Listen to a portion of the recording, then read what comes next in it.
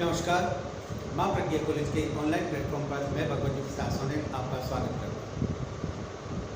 आज हम BA third year की क्लास पढ़ेंगे। BA थर्ड ईयर की क्लास पढ़ेंगे और आज अपने जो अध्ययन का विषय रहेगा वो है अकबर, जो पिछली करीब 17 क्लासों से चल रहा है और आज है अकबर का पार्ट 18।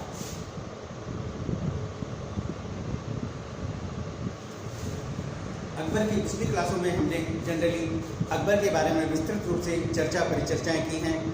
उनकी धार्मिक, उनकी सामाजिक, उनकी राजनीतिक, उनकी प्रशासनिक, उनकी विजय और संधियां, 1570 का नागौर दरबार आदि की विस्तृत विवेचना की है। साथ ही अकबर के पुत्र जहांगीर का विद्रोह, इसका भी हमने अध्ययन किया है। आज हम अकबर के बारे में, अकबर के शासनकाल में साहित्य एवं कला के बारे में अध्ययन करेंगे। क्लियर? साहित्य एवं कला।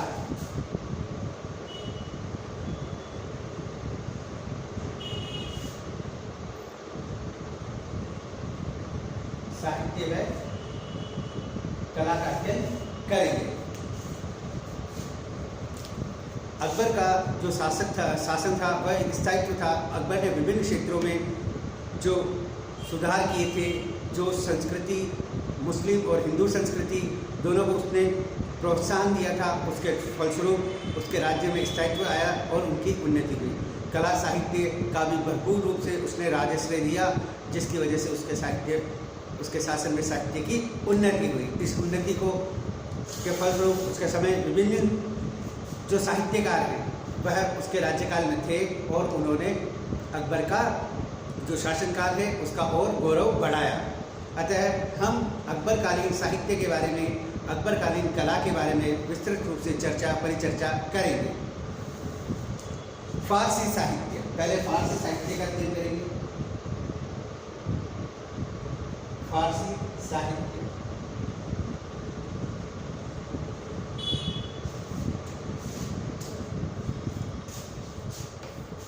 मध्यकाल के इतिहास में अकबर का शासनकाल कला कौशल तथा विद्या की उन्नति का युग था। उसकी उदार तथा हितात्मक नीति एवं विद्या को उसका आश्रय देने के साथ अंतर्राष्ट्रीय शांति, समृद्धि तथा विदेशी आक्रमणों से निश्चिंतता आदि के कारण एक ऐसी परिस्थिति बन गई जिसमें साहित्य एवं कला का विकास होना स्वाभाविक था। यह आश्चर्य की बात नहीं है कि इस समय मध्यकाल में धुरंधर विद्वानों द्वारा अनेक साहित्य ग्रंथ लिखे गए। फारसी साहित्य को दो भागों में बांटा जा सकता है। पहले में मौलिक कृतियाँ तथा दूसरे में अनुवादित कृतियाँ, यानी फारसी साहित्य दो भागों में विभाजित कर सकते हैं। एक तो मौलिक, जो किसी ऑथर द्वारा लिखी गई, दूसरी अनुवादित, दूसरा अनुवाद, यानी इनको भी दो भागों में बांटा गया था। मौलिक जो मुख्य लेखकों द्वारा लिखी गई थी, दूसरी जो लेखकों द्वारा उनका अनुवाद फारसी में किया गया था। पहली श्रेणी के साहित्य में पत्रों तथा पद्यों का विशेष स्थान है। उन पत्र संबंधी साहित्य में शैली तथा रचना की दृष्टि से आदर्श समझा जा सकता है, यानी यह उत्कृष्ट रचनाएं समझी जा सकती हैं। अबुल फजल के पत्रों का संग्रह नवल किशोर प्रेस लखनऊ द्वारा प्रकाशित इंशाए अबुल फजल में है, यानी अबुल फजल जो लिखे गए थे उनको लखनऊ नवल किशोर प्रेस ने भी छापे हैं इंशाए अबुल फजल के नाम से। उस समय की प्रथा के अनुसार विद्वान ऐसे पत्र लिखकर छोड़ देते थे जो आदर्श साहित्य समझा जाता था। धर्मांध सम्राट औरंगजेब ने भी, जो कि अबुल फजल को नास्तिक बताता था, अपने पुत्रों से अबुल फजल के पत्रों की शैली की प्रशंसा की है। इसके अतिरिक्त अन्य प्रसिद्ध विद्वानों द्वारा लिखित लेखों का संग्रह भी प्राप्त होता है, यानी अबुल फजल तो था ही, अन्य लेखक के साहित्य भी प्राप्त होते हैं। उस समय की सांस्कृतिक स्थिति का ज्ञान प्राप्त करने के लिए वह बहुत लाभदायक सामग्री है, यानी उस समय की जो तात्कालिक सामाजिक, धार्मिक, आर्थिक, राजनीतिक, वैदेशिक, बाजार, प्रशासन आदि की जानकारी प्राप्त करनी है तो वह साहित्य काम आता है। उनसे वैसी जानकारियाँ प्राप्त भी होती है। उस समय की सांस्कृतिक स्थिति का ज्ञान बहुत लाभकारी सामग्री है वो, जिससे उस समय का ज्ञान प्राप्त होता है। दूसरा स्थान फारसी पद्य का है। उस समय साहित्य विचारधाराएं पद्य में लिखकर प्रकट की जाती थी। उस समय जो साहित्य विचारधाराएं थी वो पद्य में लिखकर बताई जाती थी, प्रकट की जाती थी। भारतीय तथा विदेशी मुसलमान दोनों ही इसे पसंद करते थे, यानी भारतीय और विदेशी जो मुसलमान हैं दोनों ही इस प्रकार के साहित्य को पसंद करते थे। मुगल तथा फारस के निवासी अपनी प्रिय सौंदर्योपासना को फारसी पद्य में बड़ी सरलता से व्यक्त करते थे। यानी जो मुगल और फारसी थे उनको फारसी भाषा का अच्छा ज्ञान था, अतः वह अपने विचारों को इस भाषा में लिख देते थे। अकबर के समय में अनेक व्यक्ति अनुभूति अभिव्यक्ति करते थे, यानी अकबर के समय में भी बहुत से व्यक्ति जो व्यक्तिगत अनुभव करते थे उनको भी अपने पद्य का विषय बना लेते थे और उनको लिखते थे। सहस्त्रों विदेशी तथा भारतीय कवि अकबर के दरबार में रहते थे। सैकड़ों विदेशी और भारतीय जो साहित्यकार हैं वो अकबर के दरबार में रहते थे और अकबर के द्वारा उनको आश्रय दिया गया था। अबुल फजल का कथन है, उनमें से बहुत ने पूरा दीवान अथवा मनसबी को लिख डाला, यानी पूरा का पूरा साहित्य लिख डाला, दीवान लिख डाला, मनसबियाँ लिख डाली। अकबर द्वारा सहायता प्राप्त 59 कवियों का वर्णन आईने अकबरी से ज्ञात होता है, यानी 59 कवियों को जो आश्रय दिया गया था इसका जो जिक्र कर रहा है अबुल फजल कर रहा है। आईने अकबरी में इसके बारे में लिखा गया है। इसके अतिरिक्त 15 व्यक्ति और भी उन लोगों से संबंध रखने वाले होते थे जिन्हें वे अकबर के निकट कभी नहीं आए, यानी 15 ऐसे व्यक्तियों का जिक्र किया है जो अकबर के कभी निकट नहीं आए और दरबार में रहते थे। उन्होंने भारत के भिन्न भिन्न स्थानों से अपनी रचनाएं अकबर के पास भेजी। 59 कवियों की रचनाओं में से कुछ वर्णन अबुल फजल ने उदाहरण के रूप में अपने ग्रंथों में भी किया, यानी अबुल फजल ने उन 59 कवियों जो 59 लेखक हैं उनका वर्णन भी अपने साहित्य में किया है, अपने ग्रंथ में किया है। उन सब में उनके भाई अबुल फैजी सर्वश्रेष्ठ कवि थे, यानी उन 59 में से उनके भाई थे अबुल फजल के, अबुल फैजी वो सर्वश्रेष्ठ थे। उन अन्य विद्वान आलोचकों का कहना है कि फैजी उस समय ही नहीं वरन अमीर खुसरो के बाद भी फारसी का भारत का सर्वोत्तम कवि था, यानी अबुल फजल के बाद भारत का सर्वोत्तम जो कवि था वो फैजी था। अमीर खुसरो तथा अमीर हसन दहलवी की श्रेणी में उसकी गणना की जाती थी, यानी भारत के जो नामी साहित्यकार थे उनमें उसकी गणना की जाती थी। इस प्रकार फैजी भारतवर्ष के उन 3 कवियों में से एक था जिनकी रचनाओं को विदेशों में भी सम्मान प्राप्त था, यानी ये जो 3 साहित्यकार थे इनको भारत ही नहीं विदेशों में भी सम्मान प्राप्त था और विदेशी इन्हें बड़े चाव से पढ़ते थे, यानी विदेशी भी इनके द्वारा जो लिखी गई मनसबियाँ हैं, दीवान हैं, उनको बड़े चाव से इनके साहित्य का अध्ययन करते थे। अकबर के दरबार में फैजी तथा अन्य कवियों ने जो रचनाएं की थी उनके मूल्यांकन में आलोचकों के भिन्न भिन्न मत हैं। इतिहासकार स्मिथ के अनुसार उन कवियों को कवि कहना उतनी ही भूल है जितनी किसी पत्रिका के प्रारंभ तथा अंत को सुधारने वाले को उसका लेखक मानना, क्योंकि उन्होंने अपनी कल्पना शक्ति को कठिन शब्दावली बनाने, शब्दों के अनेक पर्याय लिखकर विद्वता दिखाने का, असाधारण विषयों को बड़ा चढ़ाकर लिखने का तथा बड़े तुच्छ विषयों पर अपनी लेखनी चलाने में ही प्रयुक्त किया था। यानी जो स्मिथ साहब हैं वो इनकी बड़ी ही निंदा कर रहे हैं। वो कह रहे हैं कि ये तो एक नॉर्मल विषय को भी बड़ा चढ़ाकर लिख रहे थे, अतः यह एक वो पत्रिका का जो संपादक होता है जो उसमें कांट छांट करता है उसकी भांति है दिया गया प्रस्तुत किया। अतः उनके द्वारा रचित कविता को कविता नहीं कहा जा सकता। भारतवासियों के तात्कालीन साहित्य कार्य को उत्तम साहित्य का रूप दिया जा सकता है। स्मिथ के सारे विचार तो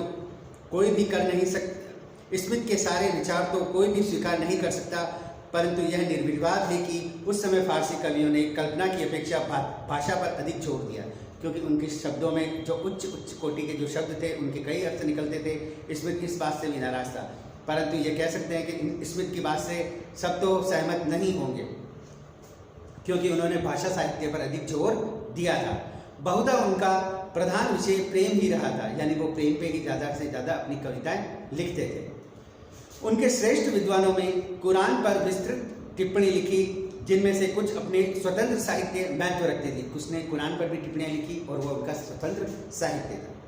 इस प्रकार इस समय का प्रधान कार्य संस्कृत, अरबी, तुर्की, यूनानी भाषा ही श्रेष्ठ कृतियों का फारसी अनुवाद करना था। पिछले कुछ पृष्ठों में बताया मैंने, अकबर ने भारतीय तथा इस्लामी संस्कृति को मिलाकर एक करने का भरसक प्रयत्न किया था। यानी अकबर ने भारतीय और इस्लामी संस्कृति को मिलाने का एक भरसक प्रयत्न किया था। इन दोनों संस्कृतियों के मिश्रित साहित्य के लिए उसने अपने यहाँ अनुवाद विभाग की भी स्थापना की थी। यानी साहित्य को अपनी भाषा में लिखने के लिए एक अनुवाद विभाग की भी स्थापना की थी, जिसमें संस्कृत, अरबी और फारसी के विद्वान कार्य करते थे। स्वयं बादशाह के नियंत्रण में यह कार्य प्रारंभ किया गया। इसमें जीजे दीही मिर्जाई के एक भाग का अनुवाद अमीर फतेहुल्लाह सिराजी ने फारसी में किया था। तजा ज्योतिष संबंधी कृति है तथा तुजुक बाबरी अथवा बाबर के जीवन चरित्र का भी फारसी में अनुवाद किया गया। तुजुक बाबरी का अनुवाद मिर अब्दुल रहीम खान खाना ने किया था।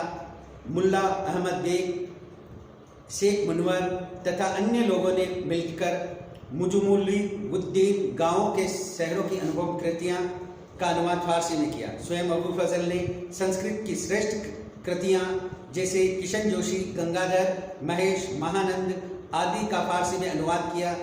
नकीब खां, अब्दुल कादिर बदायूनी तथा थानेश्वर के शेख सुल्तान ने महाभारत को फारसी में लिखा और उसका नाम रज़्मनामा रखा। यानी महाभारत का फारसी भाषा में लिखा गया रज़्मनामा।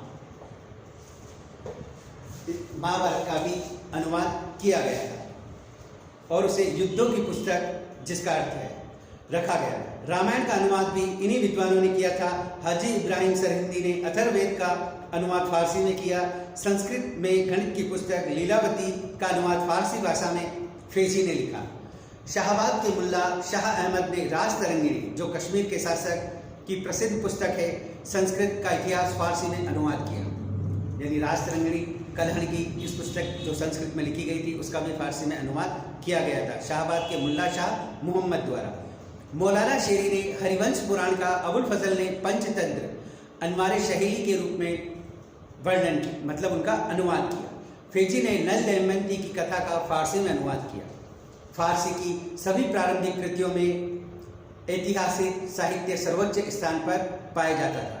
इतिहास के प्रति अकबर के अपार प्रेम तथा साहित्यकारों के सहयोग के परिणाम स्वरूप केवल अकबरकालीन घटना ही नहीं वरन बहुत पूर्व की घटनाओं को भी खोज कर लिखा गया था। यानी सारे जो साहित्य लिखे गए थे वो अकबर के समकालीन ही साहित्य नहीं लिखे गए थे और उससे पहले जो अगर कोई घटना घट गई है उसको भी खोज कर तथ्यों के साथ लिखा गया था। उस समय की प्रसिद्ध रचनाओं में अबुल फजल का अकबरनामा, आईने अकबरी, 2 पुस्तकें उन्होंने लिखी थी। निजामुद्दीन अहमद की तबाकते अकबरी, गुलबदन बेगम का हुमायूं नामा तथा जौहर का तज़किरात उल वाक़ियात आदि विशेष और विख्यात है। यानी इन पुस्तकों की रचना भी अकबर के समय में हुई थी। अब्बास का सरवानी ने तोहफ़ाई अकबर शाही अथवा तारीख़ शेर शाही लिखी थी। अकबर ने एक अन्य सहस्त्र वर्षीय इस्लाम के इतिहास का संग्रह करने की आज्ञा दी थी। यानी कई शताब्दियों के इतिहास का संग्रह करने की आज्ञा भी अकबर ने दे रखी थी। नकीब खां, ठट्टा का मुल्ला अहमद तथा जफर बेग इस काम को करने के लिए उनको यह जिम्मेदारी दी थी, रखे गए। यह पुस्तक उस समय पर तैयार की गई और इसका नाम तारीख़ अल्फी रखा गया। अबुल फजल ने इस पुस्तक का प्रकाशन लिखा। अन्य इतिहास भी लिखे गए जिसमें अब्दुल कादिर बदायूनी का मुंतखाब उल तवारीख इम्पोर्टेंट है, बदायूनी का, अहमद यादगार का तारीख़ सलातनी अफगाना, बायज़ीद सुल्तान का तारीख़ हुमायूं, नूरुल हक का जुबदातुल तवारीख, असद बेग का वाक़ियात तथा शेख अल हदाद फेजी सरहिंदी का अकबरनामा बहुत प्रसिद्ध पुस्तक है।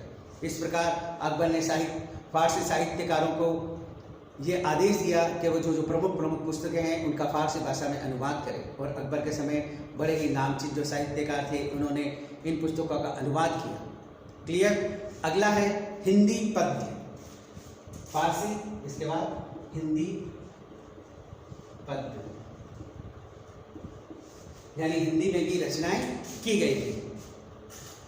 अकबर का शासनकाल हिंदी पद्य के लिए स्वर्णकाल कहा जा सकता है, यानी अकबर का जो शासनकाल है हिंदी साहित्य के लिए स्वर्णकाल कहा गया उसको। उसकी राज्य सत्ता के प्रभाव, हिंदू विचारधारा के उसके ज्ञान, उसकी व्यक्तिगत धार्मिक स्वतंत्र नीति तथा प्रत्येक धर्म की अच्छाइयों पर ध्यान देना, आंतरिक तथा बाह्य शांति आदि कारणों से हिंदू भावनाओं तथा साहित्य का पूरा विकास हुआ, पर्याप्त विकास हुआ। इसके परिणाम स्वरूप हिंदी के बहुत से श्रेष्ठ कवियों ने हिंदी की उच्च साहित्यिक कविताएं की रचना की। यानी हिंदी के जो साहित्यकार हैं अब उनके बारे में देखेंगे, क्योंकि अकबर हिंदू धर्म को उसने प्रश्रय दिया था, उसके द्वारा उस धर्म के लोगों के विचारधाराओं को उन्होंने अपनाया था, समझा था, लिखी। हिंदी के प्रधान कवि तुलसीदास, सूरदास,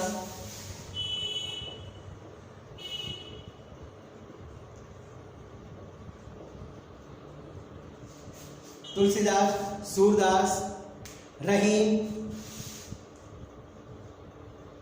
खान खाना,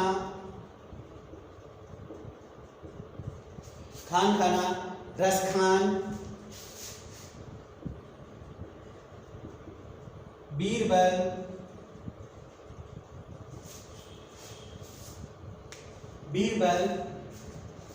आदि थे।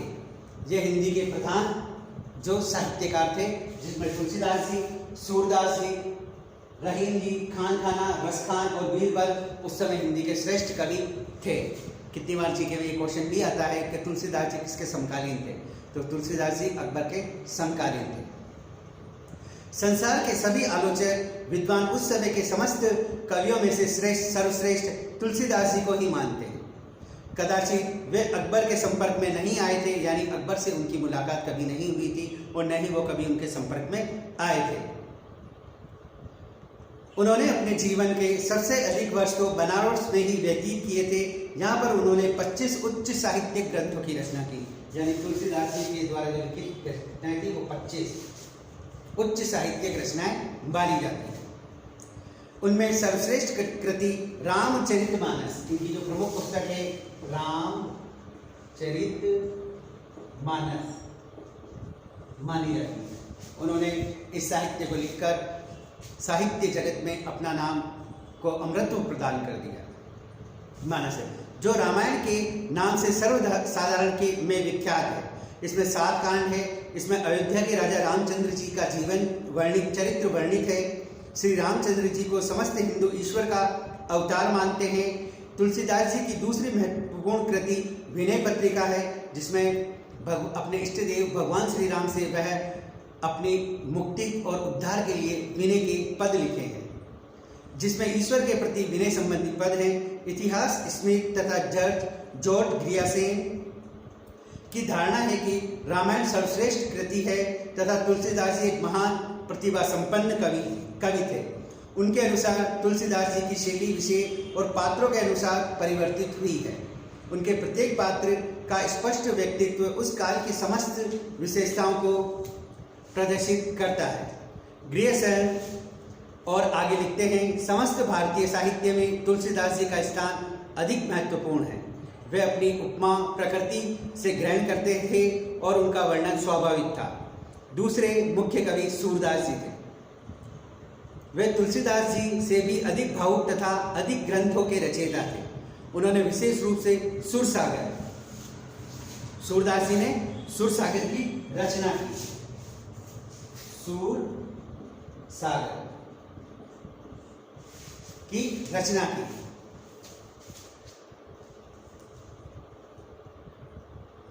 अन्य जिसमें गीतों की रचना की। सूरदास जी के समान बाल मनोविज्ञान का ज्ञाता उससे पहले तथा उसके पीछे हिंदी साहित्य में कोई नहीं हुआ। यानी बाल मनोविज्ञान के जो ज्ञाता थे वो सूरदास जी से पहले और न बाद में कोई दूसरा हुआ है। कुछ आलोचकों उनको तुलसीदास जी पे से भी काफ़ी अधिक समझते हैं। वे अकबर के दरबार में रहते थे और आगरे के अंधे भाट कवि के रूप में विख्यात थे। यानी वह आगरे में रहते थे और आगरे में अंध भाट कवि के रूप में प्रसिद्ध थे। उनके पिता रामदास अकबर के दरबारी कवि थे। अन्य हिंदी कवि भी अकबर के दरबार की सुशोभित करते थे। अन्य हिंदी के कवि भी अकबर के दरबार को सुशोभित करते थे। उसके समय में मुसलमान कवियों ने भी हिंदी की कविताएं लिखी। वास्तव में कुछ मुसलमान कवियों ने हिंदी साहित्य को ऐसा सफल बनाकर वर्णन किया है कि अगर उनके नाम उनके ग्रंथ से हटा लिए जाए तो उन ग्रंथों को अन्य हिंदू लेखकों की कृतियों में मिला दिया जाए तो पहचानना असंभव हो जाएगा। इस क्षेत्र में अब्दुल रहीम खान खाना का नाम सर्वोच्च है, यानी ये मुस्लिम होते हुए भी हिंदी साहित्य में उन्होंने जो रचनाएं लिखी हैं वो बड़ी श्रेष्ठ और बेजोड़ है। अगर इनका नाम उन साहित्यिक कृतियों से हटा लिया जाए तो ये ध्यान नहीं रह पाएगा कि कौन सी कृति किसके द्वारा लिखी गई है। यानी इतनी बेजोड़ और इतनी सटीक जो उन्होंने रचना की हिंदी साहित्य में, वो वाकई में ही तारीफ के काबिल है।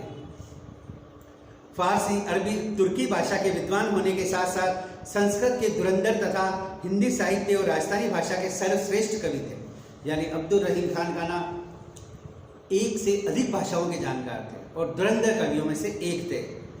उनके द्वारा रचित सैकड़ों पद हमको प्राप्त हैं। उनका हमारे हिंदी साहित्य में एक आदरणीय स्थान है। प्रतिभा संपन्न अब्दुल रहीम खान खाना की कविताओं पर ध्यान दिए बिना भी गद्य साहित्य का इतिहास कभी पूर्ण नहीं होता, समझा जा सकता है। वे तुलसीदास जी के मित्र थे और उनका अपना पत्र व्यवहार रखते थे। यानी ये तुलसीदास जी के मित्र थे अब्दुल रहीम खान खाना, और वो अपना पत्र व्यवहार उनसे करते थे। दूसरे मुसलमान हिंदी कवि रसखान थे, यानी ये भी मुस्लिम कवि थे रसखान जी। इन्होंने भी हिंदी साहित्य में बहुत सी कृतियाँ, बहुत से पदों की रचना की थी। वे कृष्ण के अनन्य भक्त थे, यानी मुस्लिम थे फिर भी हिंदू देवता भगवान श्री कृष्ण के अनन्य भक्त थे। उन्होंने बहुत सी अच्छी अच्छी कविताएं लिखी जिनमें श्री कृष्ण जी का वृंदावन के कुंजों में निवास करने का वर्णन है। अकबर के दरबार में बीरबल, मानसिंह, टोडरमल अन्य हिंदी कविता के प्रेमी थे। अकबर स्वयं हिंदी कविताओं में से प्रेम करता था तथा उसने उसकी उन्नति के लिए बहुत से हिंदी कवियों को संरक्षण दिया था।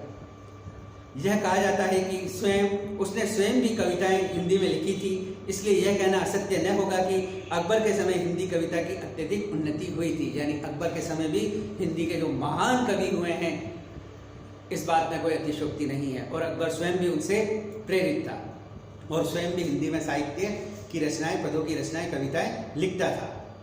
इस काल की सबसे बड़ी विशेषता यह थी कि साहित्यिक प्रवृत्तियां दरबार और दरबारियों तक ही सीमित नहीं थी।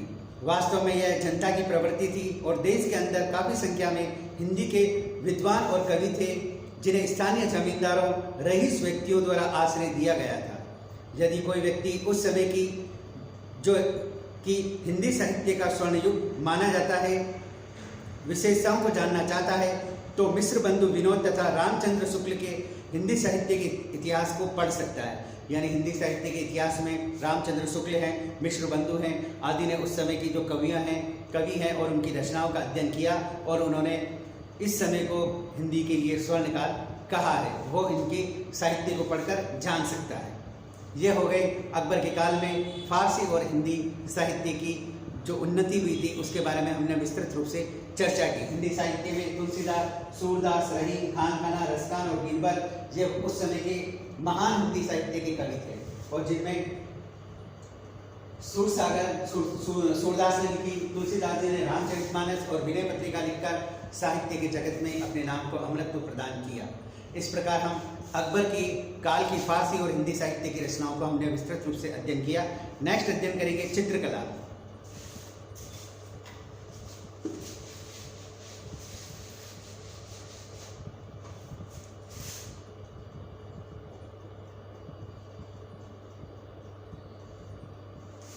अगला अध्ययन करेंगे हम चित्रकला के बारे में, यानी अकबर के काल में चित्रकला की कैसे उन्नति हुई, क्या बातें हुई, उनके बारे में। कुरान में इसका निषेध होने पर भी अकबर चित्रकारी से प्रेम करता था। यानी चित्रकला का कुरान में निषेध माना गया है चित्रकला को, फिर भी अकबर इससे प्रेम करता था। वह कहता था कि चित्रकार मनुष्य को अधर्मी बनाने के स्थान पर अपने कार्य में व्यक्तिगत आकर्षण प्रदान करने के लिए उसे ईश्वर की ओर झुकने में सहायता देने के लिए बाध्य करती है। यानी वह कहता है कि चित्रकारी द्वारा वह ईश्वर की ओर ही उन्मुख होता है। अकबर की तरह सफवी वंशीय फारस के बादशाह भी कला को उदार संरक्षक थे और उन्होंने कुरान के निषेध का कोई ध्यान न रखते हुए चीन अथवा मंगोल की चित्रकारी को भारत में प्रचलित किया। तथा सर्वश्रेष्ठ चीनी चित्रकारों को अपने देशवासियों को चित्रकारी सिखाने के लिए आमंत्रित किया। सर्वप्रथम चित्रकार निर्जीव वस्तुओं तथा पेड़ों, पहाड़ों, नदी आदि के चित्र बनाया करते थे। फिर उन्हें चिड़िया, जानवरों के चित्र बनाना शुरू किया। तब अंत में वह मनुष्य का चित्र बनाना भी सीख गया।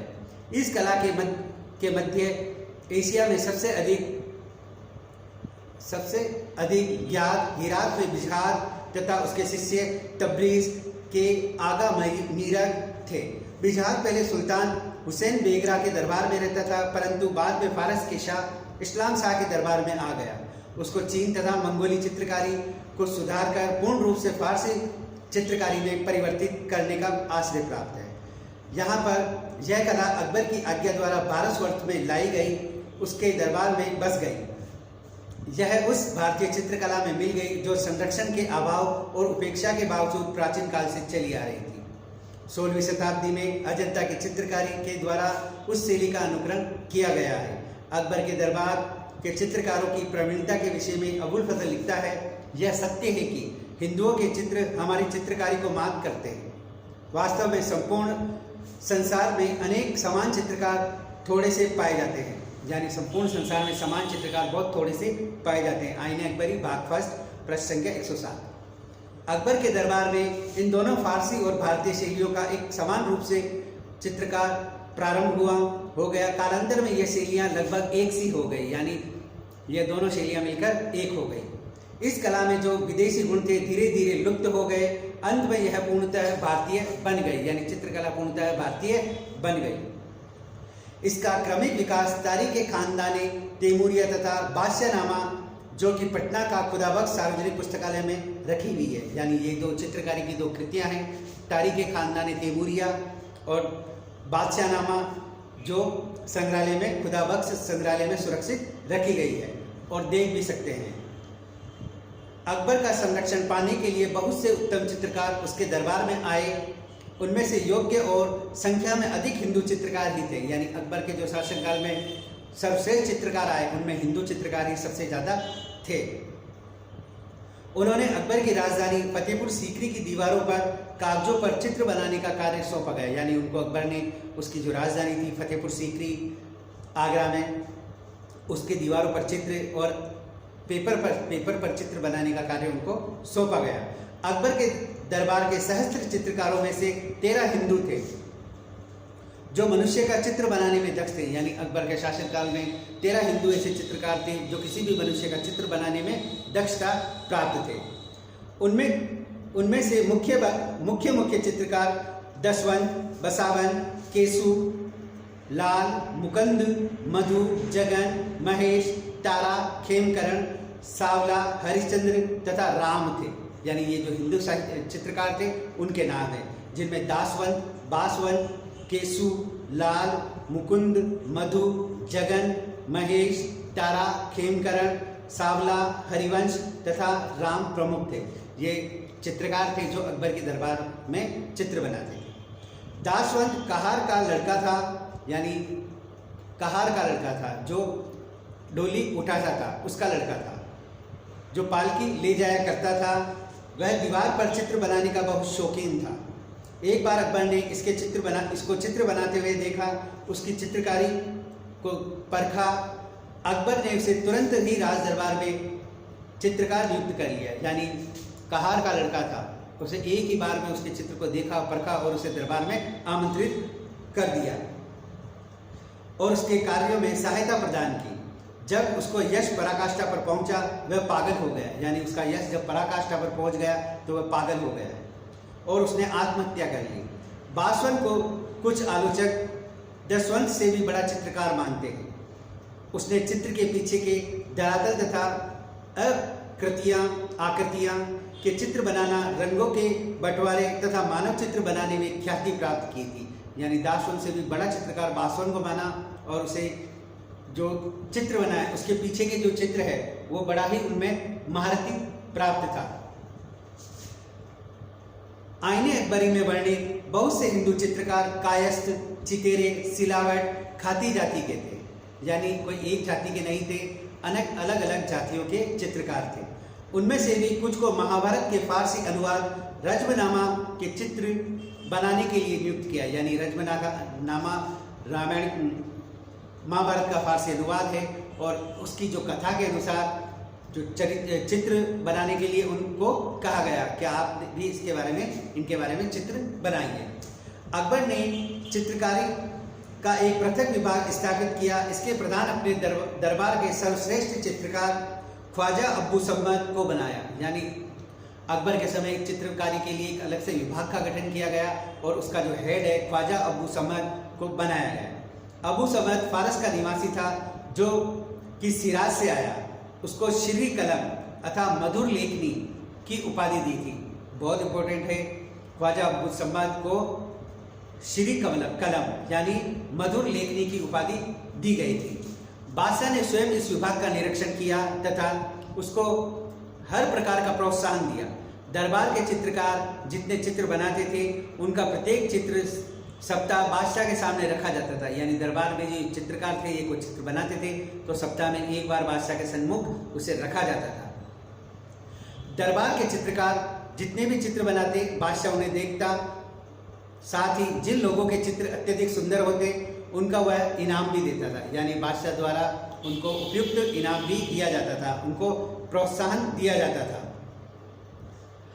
जिन चित्रकारों के चित्र बादशाह पसंद कर लेता उनको केवल विशेष इनाम ही नहीं देता था बल्कि उनके वेतन में भी वृद्धि करता था।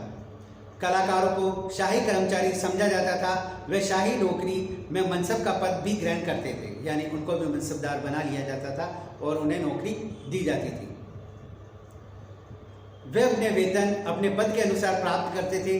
चित्रकारी विभाग का प्रधान यानी चित्रकारी विभाग का प्रधान कौन है? ख्वाजा अब्बू सम्मद 400 का मनसबदार था। यानी ये जो चित्रकारी विभाग था अकबर द्वारा खुलवाया गया था और इसका हेड था ख्वाजा अब्बू सम्मद। उसको 400 की मनसब प्रदान की थी और उनका जो वेतन है पद है वो उसी से तय हुआ था कि किस प्रकार के वह चित्रकार हैं।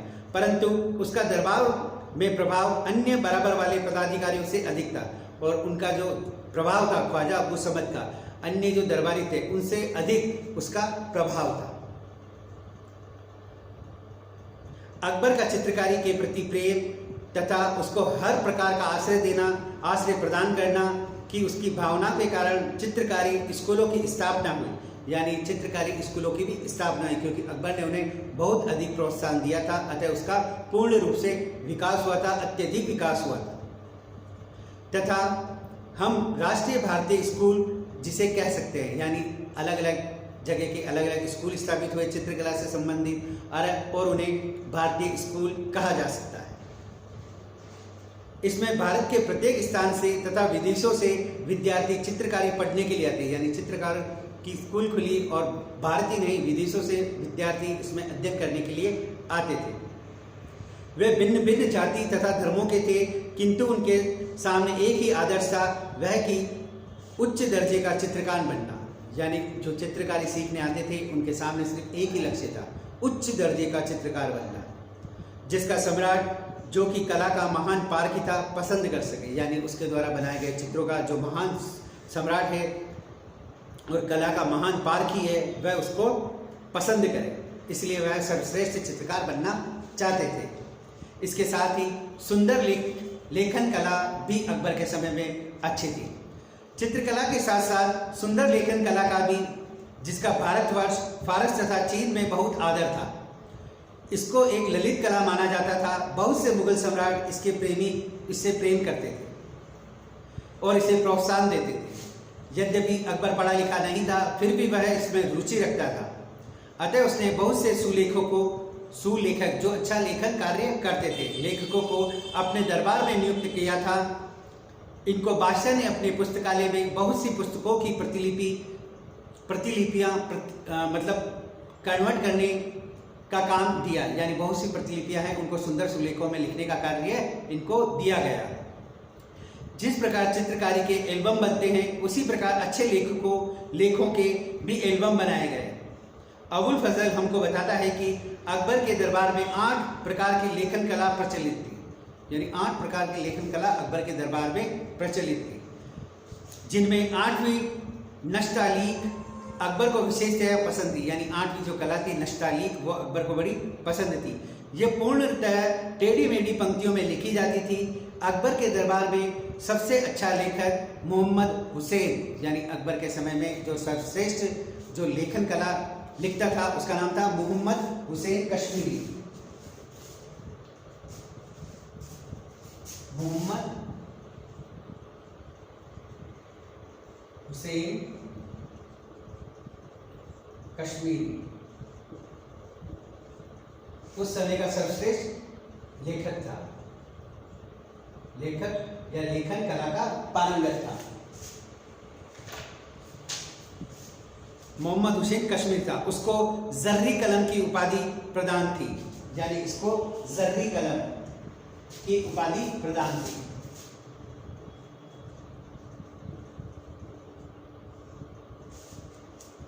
शीरी कलम ख्वाजा अबू सम्मत, जर्री कलम मोहम्मद हुसैन कश्मीरी इसको प्राप्त थी, यानी सर्वश्रेष्ठ था अकबर की नज़र में, अकबर के दरबार में।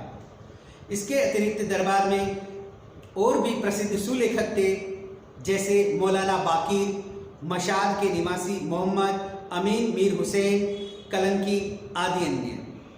इससे ही संबंधित जिल्द साजी तथा जिल्दों पर सुंदर चित्रों से सुसज्जित करने की कला थी। वे व्यक्ति जो पुस्तकों पर जिल्द बनाने, उनके हाशिए तथा मुख पृष्ठ पर चित्र बनाने तथा उनमें दिए गए विवरण अथवा प्रसंग को स्पष्ट करने के लिए चित्र बनाने के नियुक्त कर रखे थे, यानी किताब के मुख्य पृष्ठ पर जो चित्र बनाने के लिए, पीछे चित्र बनाने के लिए अलग से एक विभाग था और उसमें भी अकबर रुचि लेता था। उस समय लिखी गई दर्जनों पुस्तकें जिन पर सुंदर जिल्द साजी तथा चित्रों से सुसज्जित करने का काम किया गया था हमको प्राप्त है तथा देश के विभिन्न पुस्तकालयों में सुरक्षित है।